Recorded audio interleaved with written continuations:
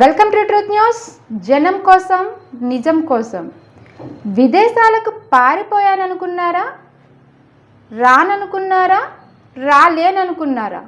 హాంకాంగ్ని మొత్తం చుట్టేసా, సింగపూర్ని నా చేతుల్లోకి తీసుకున్నా, ఇక మీ వంతు అంటూ ఆంధ్రప్రదేశ్ను వణికిస్తానంటుంది మహమ్మారి కరోనా వైరస్.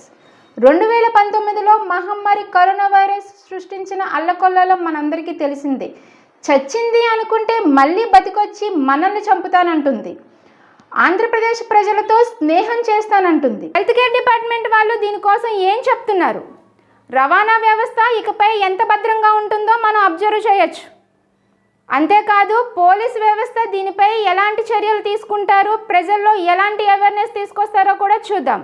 దీనిపై మరిన్ని వివరాలు మా ప్రతినిధి కిట్టు ఫోన్ లైన్లో అందిస్తారు. కిట్టు, చెప్పండి. Thank you Anitha. ప్రస్తుతం తెలుగు రాష్ట్రాల్లో అయితే కరోనా వైరస్ చాలా వేగంగా విస్తరిస్తున్నట్టు వైద్య ఆరోగ్య శాఖ అయితే చెప్తా ఉంది. నిన్న విశాఖలో పిఠాపురం కాలనీకి చెందిన 28 ఏళ్ల మహిళకు అయితే కరోనా పాజిటివ్ గా నిర్ధారణ జరిగింది. అయితే తర్వాత ఆంధ్రప్రదేశ్ రాష్ట్రంలో కడప జిల్లాలో ఒక వృద్ధురాలు, 75 ఏళ్ల వృద్ధురాలు కూడా, చాగలమర్రి గ్రామానికి చెందిన వృద్ధురాలు కూడా తీవ్ర జ్వరంతో ఆసుపత్రికి దావడం జరిగింది. అయితే ఆ సమయంలో ఆవిడ పరీక్ష చేయగా కరోనా పాజిటివ్ గా కూడా తేలింది. ఈ నేపథ్యంలో వైద్య ఆరోగ్య శాఖతో పాటు ఆంధ్రప్రదేశ్ రాష్ట్ర ప్రభుత్వం కూడా అప్రమత్తమైంది. ఎందుకంటే 2019 నుంచి 2022 వరకు 4 ఏళ్ల పాటు కరోనా ఇటువంటి బీభత్సం సృష్టించింది.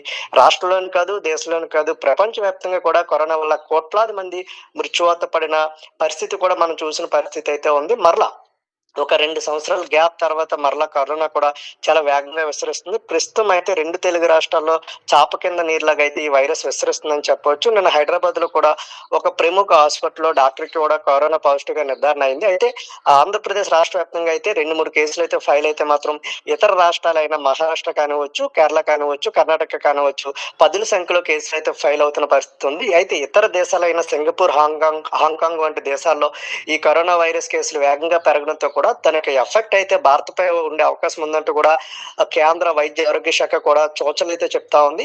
ఈ నేపథ్యంలో భారత ప్రభుత్వంతో పాటు 2 తెలుగు రాష్ట్రాల ప్రభుత్వాలు కూడా యాక్షన్ ప్లాన్ అయితే అమలు చేస్తున్న పరిస్థితి ఉంది. ఖచ్చితంగా జనాలు గుమ్మిగూడే ప్రాంతాల్లో ఖచ్చితంగా మాస్క్ వాడాలి, శానిటైజర్ వాడాలి. అదేవిధంగా సామాజిక సమావేశాలు అన్నీ కూడా కొన్ని రోజులు నిలుపుదల చేయాలి. ప్రార్థనా మందిరాల్లో కూడా సమావేశాలు కానివచ్చు, లేదంటే పార్టీ పరంగా నిర్వహించే సమావేశాలు కూడా నిలుపుదల చేయాలంటూ కూడా ఆదేశాలు అయితే ఇచ్చింది. అయితే అదే విధంగా ఇది వచ్చేది జూన్ మాసం కావడంతో కూడా అకాడమిక్ ఇయర్ ప్రారంభంలో వస్తుంది కాబట్టి పిల్లలు ఈ వ్యాధి ఏదైతే కరోనా మహమ్మారి బారిన పడే అవకాశం ఉంది కాబట్టి ఇటు ప్రభుత్వాలు కూడా అనేక జాగ్రత్తలు తీసుకుంది. అదేవిధంగా 65 ఏళ్ళు పైబడిన వృద్ధులు ఎవరు కూడా బయటకు రావద్దని, అదేవిధంగా ప్రెగ్నెన్సీ ఉమెన్స్ ఎవరు కూడా బయటకు రావద్దంటూ కూడా అనేక ఆదేశాలు అయితే రాష్ట్ర ప్రభుత్వం జారీ చేసిన పరిస్థితి ఉందండి. ఓకే, ఇప్పుడు ఈ కరోనా విజృంభణ అన్నది వైద్య, విద్య, పోలీస్ మరియు రవాణా వ్యవస్థ ఒక సవాల్గా మారనుందా?